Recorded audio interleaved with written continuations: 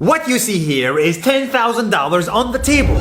You can take this money as a loan, but I will charge you a little bit of interest rate. Like most people, you take the money and you go buy a nice car. But in 10 years, it's time to pay me back. And because of interest rates, now you owe me $20,000 and not 10. You will say, I don't have money to give you. And if you don't, I take your car and a piece of your house. Damn. This is how debt works. And after 3 years of traveling the world, I noticed that this is exactly what China is doing. For example, take the small island nation of Sri Lanka. This developing country needs money and China has a lot of it. So Sri Lanka took billions of dollars in Chinese loans. It was easy money just there to be taken. And with that, they built skyscrapers, highways, airports, and shipping ports. The country grew and prospered. But few years later, this easy money came with interest rates, and Sri Lanka was so much in debt that it couldn't pay back China its money. And the only way out was to give China control of what they had built. In other words, Sri Lanka lost a piece of its home to China because of debt. This is the Chinese money trap.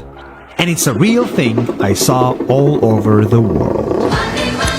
In Papua New Guinea, I saw $2 billion in loans given by the Chinese to build skyscrapers, infrastructures, and ports. But there is no way this remote developing country can pay it back or its interest rate, and the only way out is to give China control of the country. In the Maldives, Pakistan, Malaysia, Laos, Kazakhstan, Mongolia, Egypt, Kenya, and South Africa,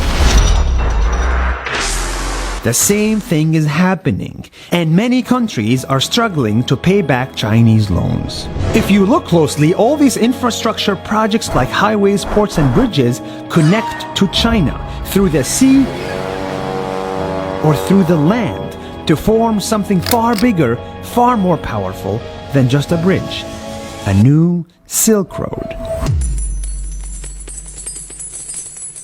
The world is already made by China, and I think slowly it will be owned by China. Don't get me wrong, building bridges, ports, highways, and airports is a great thing for the people and the country, but they come at a very high cost. And when these countries can't pay back the loans, these countries will lose their homes. One thing my parents had taught me is that there's no such thing as a free lunch or a free ride. So if we're not careful with our money or other people's money, then we better start learning Chinese.